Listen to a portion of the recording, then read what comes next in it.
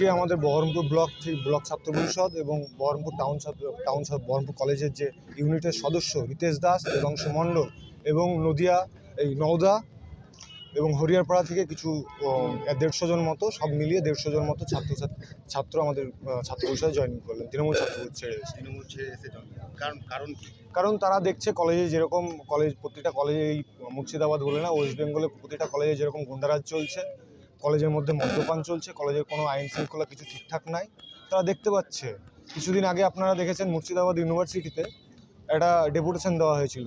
সেই ডেপুটেশনের পরেও কিন্তু কিছু করা যায়নি, কারণ আমাদের যে মুর্শিদাবাদ ইউনিভার্সিটির যে শিক্ষক নিয়োগ আছে, গেস্ট লেকচারার, তাদের মধ্যে আপনার একজন ইউপির গেস্ট লেকচারার আছে। সে কোন পোর্টালে অ্যাপ্লিকেশন করলো?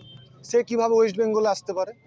আমাদের যে বাংলায় যেসব পড়ুয়ারা আছে, যারা ডিগ্রি নিয়ে বসে আছে বাড়িতে, তাদের কী দোষ ছিল? এসবগুলো ছাত্রছাত্রী, শিক্ষিত সমাজ বুঝতে পারছে, ছাত্র সমাজ বুঝতে পারছে, তাই তৃণমূল ছাত্র পরিষদ ছেড়ে চলে আসছে। এরা আগামী দিনে আরও বেশি বাড়বে। এখন তো শুরু সবে, আগামী দিনে আরও অনেক বেশি বাড়বে। আগামী পদক্ষেপ কী হবে ছাত্র পরিষদ? আগামী পদক্ষেপ আমরা প্রত্যেকটা অন্যায়ের বিরুদ্ধে দাঁড়াবো। সেই অন্যায়ের জন্য যা করতে হয় তাই করবো।